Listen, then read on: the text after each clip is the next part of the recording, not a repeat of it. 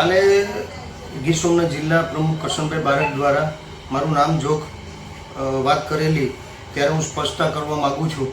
ત્યારે એમને કીધેલું કે લોકસભાની ચૂંટણી વખતે લોકસભાના ઉમેદવાર દ્વારા તેમને ચોરવાડ શહેરની જિમ્મેદારી સોંપેલી અને ત્યાં ચોરવાડ શહેરમાં કોંગ્રેસની નગરપાલિકા છે, પણ જિલ્લા પ્રમુખને એ ખ્યાલ નથી કે અહીં 1.5 વર્ષથી વહીવટદાર શાસન ચાલી રહ્યું છે। ટોટલ પૂરા ગુજરાતમાં 6000ની ઉપર ગ્રામ પંચાયતમાં ચૂંટણી નથી થઈ, 80થી ઉપર નગરપાલિકામાં નથી થઈ, 13 જેટલી તાલુકા પંચાયતમાં નથી થઈ ચૂંટણી। એટલે અહીંયા પ્રમુખને એ પણ ખબર નથી, એક જિમ્મેદાર પ્રમુખ છે, કોઈ પુરાવા વગરના ખોટી રીતે મારી પર આક્ષેપ લગાવી રહ્યા છે।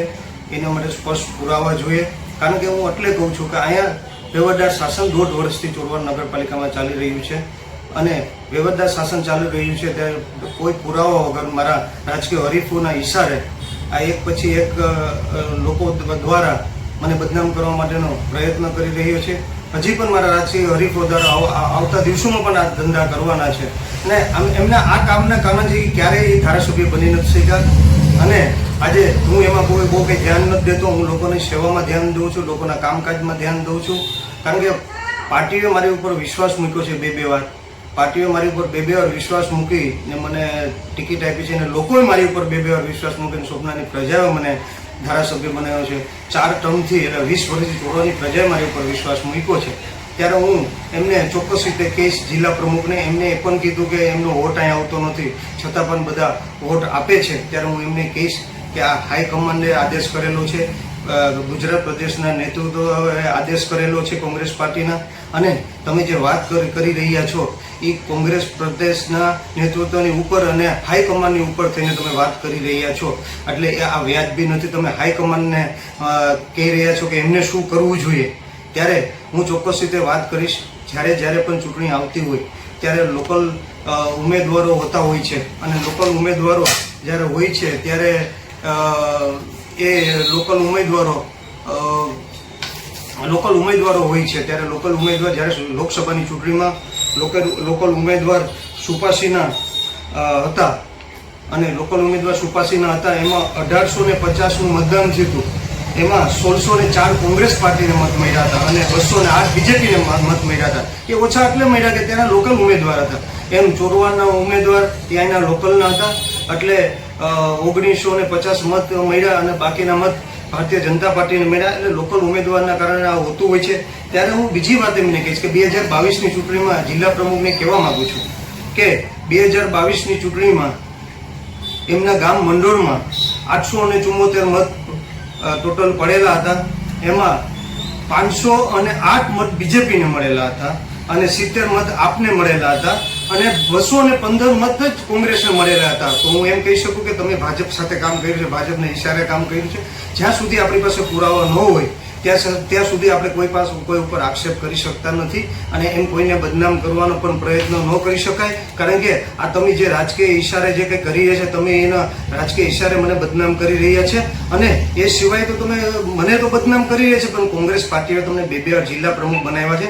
તમે કોંગ્રેસ પાર્ટીને પણ સલાહ દઈ રહ્યા છે અને કોંગ્રેસ પાર્ટીને પણ બદનામ કરી રહ્યા છે અને જે વસ્તુઓ જે પુરાવા વગરની એક વસ્તુ નથી, જે તમે વાત કરી એ પણ જે ખોટી વાત કરેલી છે કે ચોરવાડ નગરપાલિકામાં કોંગ્રેસ શાસિત, તમને જિલ્લા પ્રમુખ તરીકે એ પણ ખ્યાલ નથી કે કોંગ્રેસ શાસિત ચોરવાડમાં અત્યારે નગરપાલિકા નથી, વહીવટદાર શાસન છે, એટલે પુરાવા વગર વાત ન કરાય। એટલે ફરી કહું છું કે તમે મને બદનામ કરી રહ્યા છે બીજાના રાજકીય ઈશારે અને તમને કોંગ્રેસ પાર્ટીએ બે વાર જિલ્લા પ્રમુખ બનાવ્યા છે, તમે કોંગ્રેસ પાર્ટીને પણ બદનામ કરી રહ્યા છો। મારું નામ કરશનભાઈ બારડ છે, જિલ્લા કોંગ્રેસ પ્રમુખ તરીકે ફરજ બજાવું છું। જાહેર સભામાં હું જે બોલ્યો એ પ્રમુખ તરીકે મારે સાચી વાત કરવી જોઈએ એટલી જ બોલ્યો અને લોકોનો અવાજ બોલ્યો। કોંગ્રેસના બધા કાર્યકરો આગેવાનો બધા મને રોજ ફરિયાદ કરે અને ફરિયાદના ભાગરૂપે હું જાહેર સભામાં બોલ્યો, પણ સાચું બોલ્યો।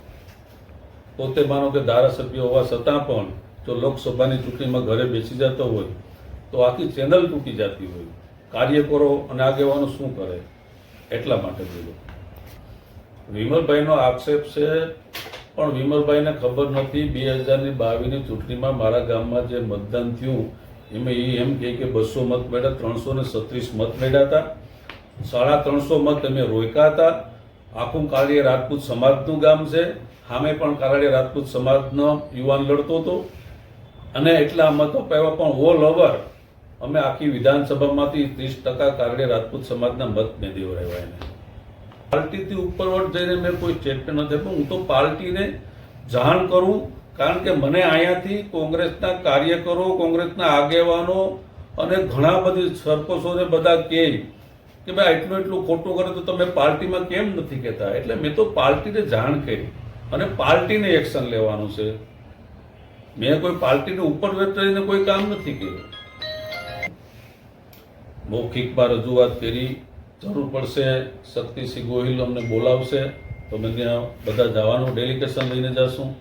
કારણ કે ધારાસભ્ય તરીકે ફરજ બજાવ્યા પછી પણ અહીંયા કેટલા બધી પ્રશ્નો અને કાંઈ બી બધા પ્રશ્નો નીકળે જ.